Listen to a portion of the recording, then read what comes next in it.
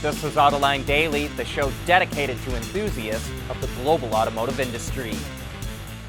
The USMCA, which is the new trade agreement between the US, Canada, and Mexico, could have a profound effect on labor costs in Mexico. They're starting to go up a whole lot. Mexican unions historically were toothless organizations that did whatever management wanted. But under the USMCA, Mexican workers can now freely choose the union they want to represent them. And General Motors workers in Silao will vote in 2 weeks for a new union. Silao makes the Silverado and Sierra pickups. To avoid a 25% tariff, any vehicle exported from Mexico to the U.S. has to have 40% of its parts made with $16 an hour labor. And right now we're seeing automakers in Mexico triple the wages of their workers to meet that requirement. Tesla continues to lock up its own supply chain for the raw materials it needs to make batteries. Last week, it locked up its source for nickel. This week, it's graphite. Tesla signed a deal with Sierra Resources to get graphite, which is used in the negative battery pole, starting in 2025. While Sierra is an Australian company, it sources the graphite from Mozambique and it's processed at a plant in Louisiana in the U.S. And that's a big deal for Tesla. It wants to reduce its dependence on China. And right now, China accounts for 70% of graphite production globally. It's also a good move because, as we reported at the end of last year, the next shortage to hit the industry will probably be a graphite shortage. And that's because producers can't keep up with demand. And here's a pretty big milestone. BP says its fast EV chargers are close to becoming more profitable than its traditional gas pumps. The fast charging division isn't expected to become profitable until 2025, but on a margin basis, it's nearly on par with filling up with gasoline. BP currently has 11,000 charging points and plans to grow it to 70,000 by 2030. But here's our Autoline insight. Gas stations don't make much profit on selling gasoline. That's the loss leader. They make their profit on selling lottery tickets, cigarettes, and beer.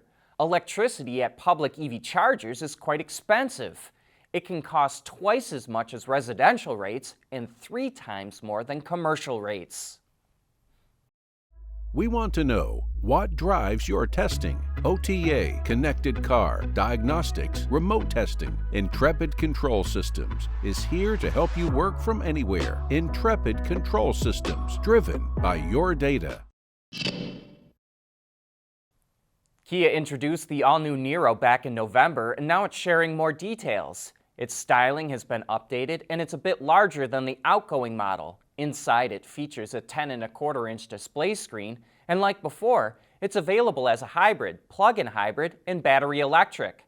The hybrid is powered by a 1.6-liter 4-cylinder gasoline engine that's mated to a 6-speed dual-clutch transmission. Its fuel economy is 20.8 kilometers per liter, or about 49 miles per gallon, but that's based on the Korean standard. The hybrid goes on sale in Korea this month and will be available in global markets later in the year. The plug-in hybrid and BEV go on sale at a later date, and Kia will reveal more specs for those models closer to when they go on sale. Well, it's sad to say, the startup company called Local Motors just went out of business. It's best known for becoming the first company to 3D print a car back in 2014. It also introduced an autonomous shuttle called Ollie that is partly manufactured using 3D printing. Local Motors was formed in 2007 and was based in Phoenix, Arizona, but it simply ran out of money. Critics tell Autoline that it tried to do too much, too fast. Some brands are doing a much better job of selling electric cars than others. And amazingly, the best-selling car in Mini's lineup last year was the Cooper SE, which is a pure BEV. Mini sold nearly 35,000 of them, up 98%. But all those sales were in Europe and China. The Cooper SE is just going on sale in the US now, which some have criticized as a compliance car because it only has a range of 114 miles. Ford is going to beat Chevrolet to the market with an electric pickup. That's because Ford took its existing F-150 and jammed it full of batteries.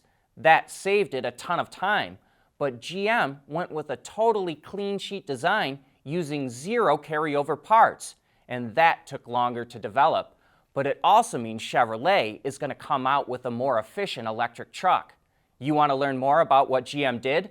Then join us on Autoline After Hours this Thursday when our special guest will be Nicole Kratz, the chief engineer on the Chevrolet Silverado.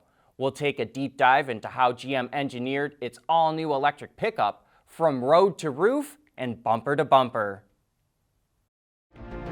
Mobility is becoming electric, connected and autonomous, just like the manufacturing world. But will always be one thing: a reliable partner for our customers.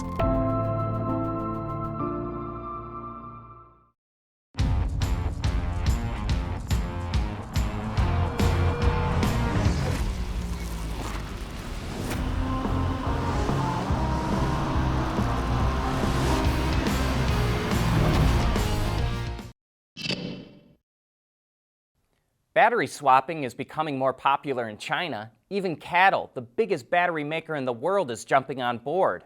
It's launching battery swapping stations under a brand name called EVO Go. And CATL says it's ready to work with any automaker that wants to do battery swapping. And along those lines, a Chinese startup called Westwell developed autonomous trucks that also use battery swapping.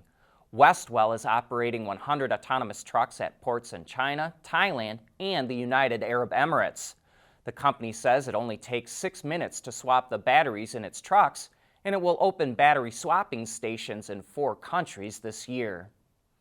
Buick customers in China will be able to get their hands on GM's newest version of its Super Cruise system.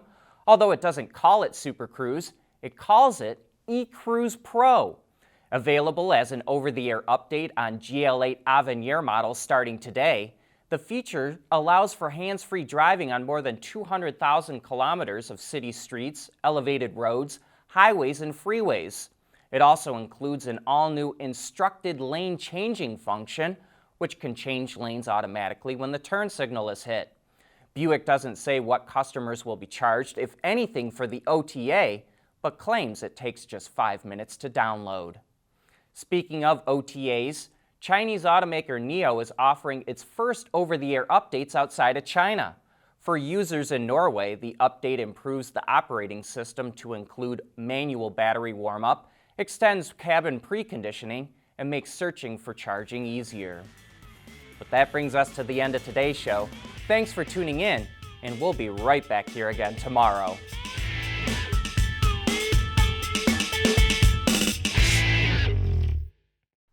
Autoline Daily is brought to you by Bridgestone, solutions for your journey. Intrepid Control Systems, over-the-air engineering, boost your game. And by Scheffler, we pioneer motion.